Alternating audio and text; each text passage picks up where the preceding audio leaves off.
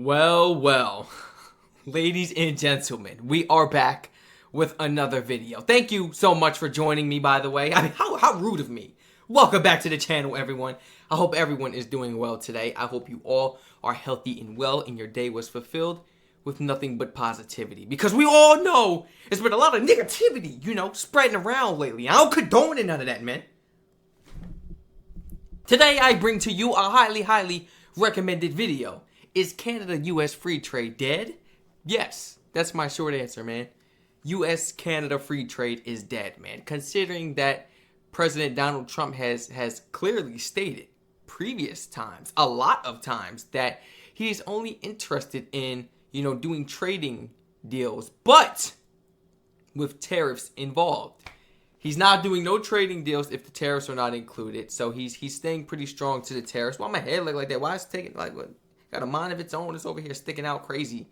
And he actually stated that he's only interested in the USA's interest, meaning he has out the best for our country. And as far as economy and business deals and this and that, and furthering the states, but he's not interested in helping anybody else right now. As of boosting their economy and helping them out in this and that as far as business and trading. So, I mean, this is just what we're going to have to... Well, we are used to it. We are used to it. This has been going on for some time now. But it seems that the trading deals between the U.S. and Canada are officially dead? Maybe? Like, once they put that stamp on it and say, yeah, our trading deals are dead, that's it. There's literally no more relations between the U.S. and Canada. Like, it's over. So, I'm hoping not. But, I mean... that's just what it's seeming like. Let's go ahead and jump right into this video, guys. Feel free to check out the Twitch and Patreon in the description down below. Free trade is not what most people think it is. It's not really free. And it might be about to become dramatically less free long term. Maybe for good. Sans tariff, When Canada's Prime Minister was asked this question in French about whether a trade deal with the US without tariffs was possible, he said, il n'y a pas beaucoup d'évidence à ce moment-ci. there's not a lot of evidence that any country in the world can escape Trump's tariffs. Yeah. I'm a tariff person. See? I've always been. He mentioned that so many times. He's a tariff person. He's always been a tariff person. He thinks tariffs are the easy, simple way to go and that, it's a good way to resolve the issues, man. And it's a good way to come to an agreement between two countries that have, disagreements on business deals. Man, he said it so many times. It's simple, it's easy, it's precise, and it just goes very quickly. The concept of continental Well, this tariff situation ain't going by very quickly, but free trade has been enshrined in law for Canada almost put up as a long fight. as I've been alive. And for nearly as long, it has been seen as a critical economic, but also strategic tool to grow the global economy on US-friendly terms. I'm sending to the Congress what will be one of the most historic pieces of legislation during my presidency, implementing legislation for the U.S.-Canada Free Trade Agreement. But there are signs it could be on its way out, if it was ever more than an illusion to begin with. Yeah. Because when he says illusion, it's like, okay, before the whole tariff situation, when you mentioned free trade, it's like, all right, what are the costs then? At what cost? Yeah, was it all an illusion? It kind of got you thinking, the notion of free trade is strained when Mark Carney calls it almost free trade, with a long list of exceptions. En effet, presque le libre-échange qui continue. Mais il y a des problèmes, évidemment, dans le secteur de l'acier, l'automobile, l'aluminium, le pharmaceutique et les autres, de bois d'œuvre et tout cela. Because in those problem sectors he mentions, steel, cars, aluminum, free trade doesn't exist. In some cases, it hasn't for years, and the cost is only going up. Yeah. In March, Donald Trump put a 25% tariff on Canadian steel and aluminum. In April, he put a 25% tariff on the Canadian content in cars. And in June, he slapped an additional 25% tariff on steel and aluminum.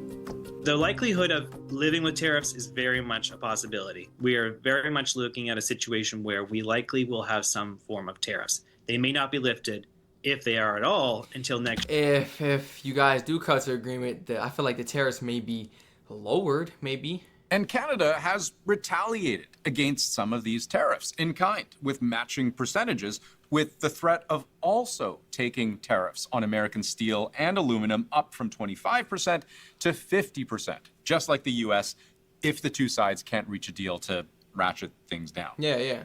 And pharmaceuticals, yet another potential free trade exception. And these exceptions all stack on top of another set of broad-based tariffs Trump has threatened. Starting August 1st, 2025, we will charge Canada a tariff of 35% on Canadian products sent into the United States, separate from all sectoral tariffs. Word. And I felt that because I told y'all, I tried to order mad Canadian products to my crib, and it was talking about $200 for a bag of Have you lost your mind? $200? $200? Yo, y'all might want to lower y'all volume down. I'm getting pissed. $200 for a bag of ketchup chips? Have you lost your mind? You must have lost your mind if you think I'm paying $200 for some ketchup chips. Forget about it. Like, I was pissed. I said the whole cart should come to like $200. The amount of snacks and stuff I had on there. Man, that thing ketchup like $1,500 because you lost your mind.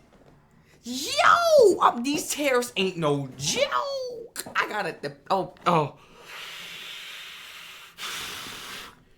I'm telling you. Oh my God. It's going to fix the trade deficit. This will go a long way to fixing the trade deficit. So this is the state of free trade today. And think about where it might be heading. This new threat of a 35% broad tariff on Canadian goods, it actually does not apply to goods that fall under North America's current free trade agreement, which allows products through borders duty-free if they're sufficiently North American. So, for example, if you've got a shoe assembled in Canada, but made entirely with Chinese rubber and Korean fabric, and let's say a big part of that shoe's value comes from overseas, that's likely not covered under this deal and would be subject to the 35% tariff. At the outset of the trade war, the White House estimated most Canadian exports to the US, 62%, did not technically fall under the trade deal, in part because some companies actually preferred to pay very low duty rates rather than fill out the paperwork to prove that they're trade deal compliant. But a recent RBC report suggests as Trump began piling on tariff after tariff, almost 90% of Canadian exports seem to have entered the US duty-free. Hey, shout out to RBC, for real, because they always give accurate information. Like, I be having a fact check, and they always come clutch, and they never let me down. Never. That's a big shift in compliance. It's a good, source to read. Whether by rejigging their supply chains or just deciding to fill out the paperwork, more and more trade has started to fall under the umbrella of this agreement.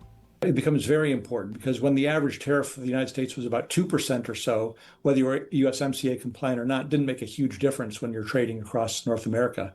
But if the tariffs go up to 10% or more, obviously you want that duty-free treatment. And it does mean next year's renegotiation of CUSMA becomes all the more important.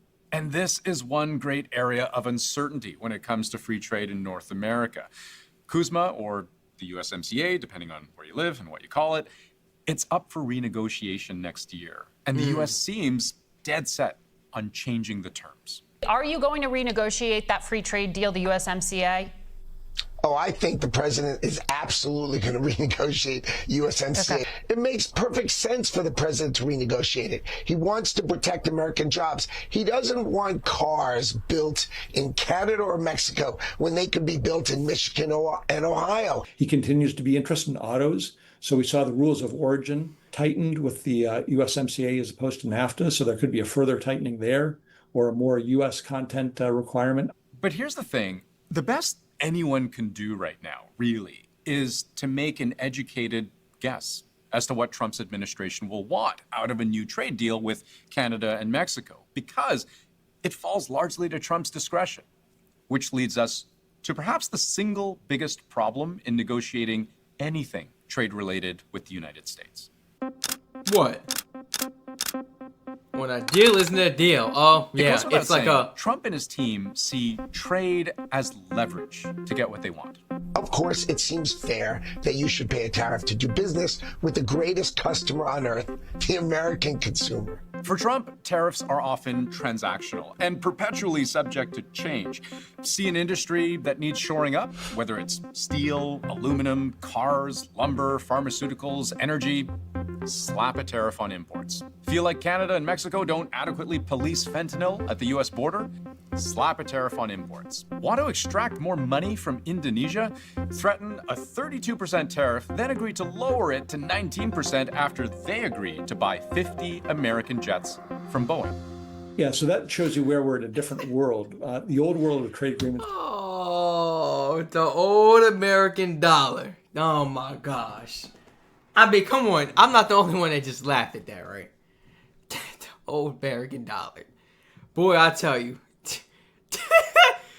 I don't care. You could tell me right now you know somebody that's not going for that dollar. You don't know that. All for the right amount. Was you talked about each country's tariffs and bilateral trade across the border.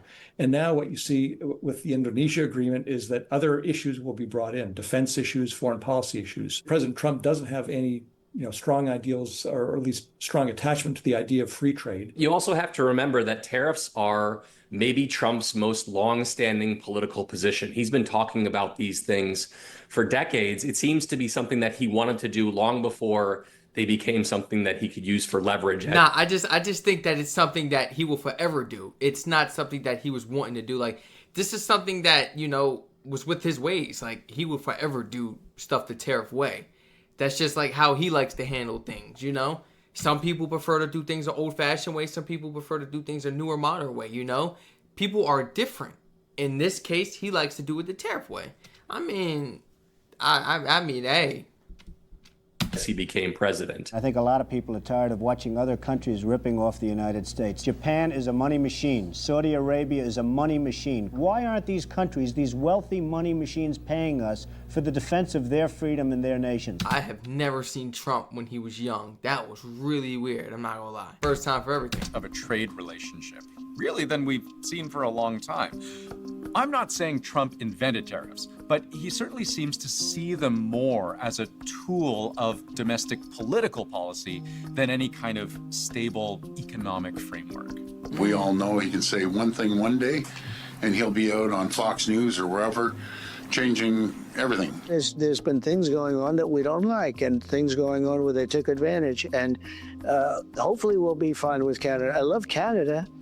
Frankly, Canada should be the 51st state. One of the problems with the Trump administration is that it's a moving target in terms of trade policy. So even if USMCA is renegotiated, you want to have a solid agreement that will last at least 5 years, if not more. You don't want it to reach a whole new agreement that provides for duty-free treatment, and then a year later, the U.S. administration comes up with a new justification, whether it's fentanyl or migration, to overturn the whole agreement. So this weaponized uncertainty has evolved as a tool of the administration, not knowing what's going to happen or the unpredictability of the administration increases their leverage. And even Trump's own deals aren't necessarily immune to his own changing opinions. We have big deficits with Canada, like we do with all countries. I mean, I look at some of the deals made, I say, who the hell made these deals that are so bad? If I look at some of these agreements, I'd read them at night and I'd say, who would ever sign a thing like this? The answer, of course, is he did.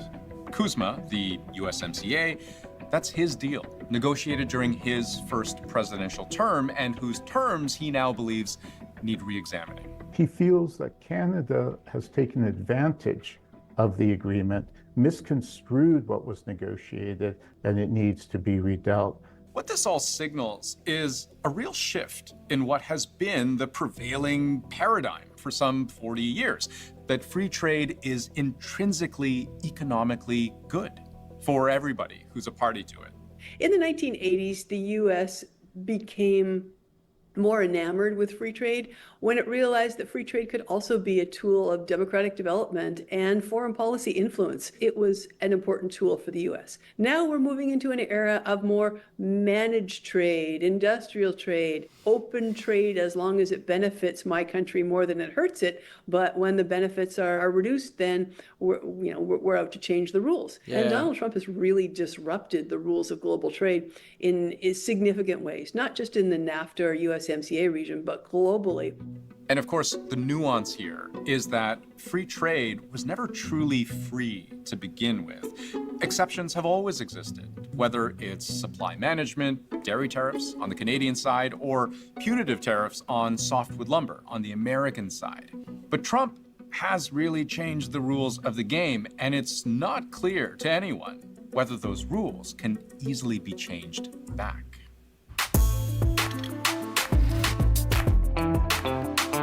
When you say it like that, it makes me really think, like, you got a point. Like the other dude said, it's kind of like a backstab, because it's like we make an agreement face to face somewhere, and it's like, okay, you know, we get the show on the road, we got this and this going, but then it's like you get on that TV, it's like, whoa, when did we make that agreement? When did he mention that? You know, when did he say that to us? Because we wouldn't have shook hands for that. You see what I'm saying? And then it sparks controversy, man. And then this is when they start saying the U.S. is backstabbers. You know, we can't be trusted. We're all for one, meaning just for ourselves, man. We want to just focus on bettering and strengthening our military, our economy, and just being the best and number one. It's like, I mean, and I understand, like, he'd rather have, you know, vehicles built in the U.S. There's like 2 states within the U.S. they mentioned that Trump would rather have vehicles made. That way it could give Americans jobs. But then he wasn't really thinking so far about the jobs he's taking away from Canadians. I mean, we are allies. We're friends. You know, we're not enemies. So when something doesn't go right for the U.S. or we're seeing numbers drop or we're in a deficit and we're not making as much money back, that doesn't mean get mad at backstab, start thinking of ways to just, you know, fend for ourselves, not thinking about the next man. Because these people are out of jobs. I'm watching these companies in Canada, these vehicle manufacturing companies, shut down. A lot of people are losing their jobs. Unemployment rates have gone up, you know, and this puts more pressure on Carney because now the whole time he's been trying to fight for more jobs, you know, but this whole tariff situation and everything doesn't really it doesn't really help the situation. But I could say the tariff situation may actually be opening more opportunities for Canadians to get jobs and, you know, more housing opportunities for working class and the homeless because of the fact that you can't really depend or rely on the U.S. at all now, which is only going to lead Canada to start, you know, starting more projects, creating more businesses, opening more housing apartments and building more homes. And all of this sums up to one thing, just people needing jobs. You need people to do all of that stuff I just mentioned. Literally, whether it's running the business, help building it, doing this, doing that, you need somebody for everything. And it's opening up a lot of opportunities for Carney. He just has to, you know, juggle around it and try to figure out. It's a lot going on. This ain't helping the situation, man. When you're losing a partner, you're trying to help out your country, but at the same time, you're losing a partner. And y'all had great deals. Y'all had great relationships going on. It's like, wait. Everyone, please feel free to share your honest thoughts and opinions on this. Is Canada-U.S. free trade dead? Someone, please, feel free to share a short answer in the comments. Just say yes or no. You feel free to explain and give a brief explanation as well. Like, you know, under it. You could just tab down a little bit. But I want to see, like, yes or no. Just that solid statement. What do you think? I hope not. I wish that was an answer. But honestly, I feel like it's dead. This has been going on for so long. So many other opportunities, so many more relations created, so many projects started without the U.S.'s help. It's just too much taking toll now, you know, in Canada's hands now. It's just like, oh, we don't need you. We're doing our own thing now, you know what I'm saying? Businesses already shut down and everything. There's a lot of unemployed people. It really affected a lot of things. Projects that were ongoing, that were currently ongoing, and they had to stop now. Because they're like, well, we're not funding this no more. People not even crossing the bridge. We can't even get toll revenue. There's a lot going on. So it's really messed up their plans, man. This was a great video. This was an excellent video. About that with Andrew Chang. Shout out Andrew Chang, man. We've checked out a couple of his videos. Feel free to share your honest thoughts and opinions in the comment section, man. Any information that wasn't included in this excellent video brought to us today. Everyone stay safe, and I hope to catch you all in the next one.